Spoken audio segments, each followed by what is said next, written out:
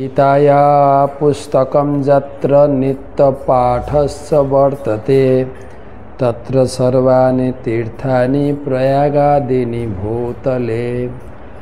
যেখানে নিত্য গীতা পাঠ হয় সেখানে প্রয়াগ আদি সমস্ত তীর্থ অবস্থান করে।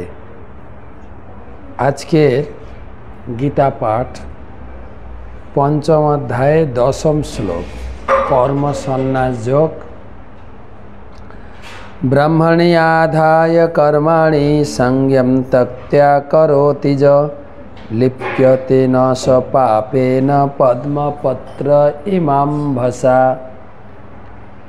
যিনি সমস্ত কর্মের ফল পরমেশ্বর ভগবানকে অর্পণ করে অনাসক্তভাবে কর্ম করেন, কোনো পাপ তাকে স্পর্শ করতে পারে না, ঠিক যেমন জল পদ্মপত্রকে স্পর্শ করতে পারে না।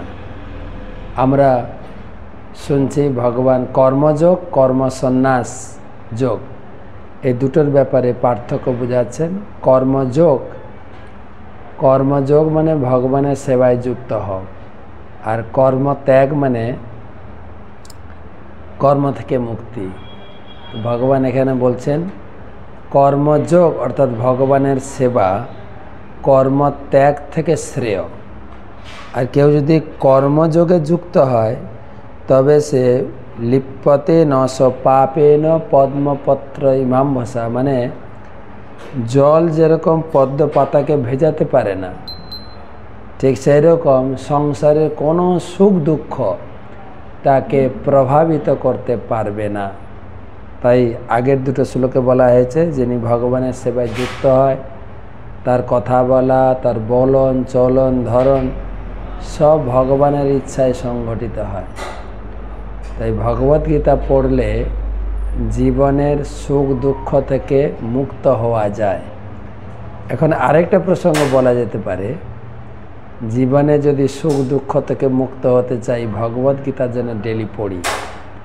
গীতা পড়লে আমাদের জীবনের সমস্ত সুখ দুঃখের ঊর্ধ্বে আমি যেতে পারব।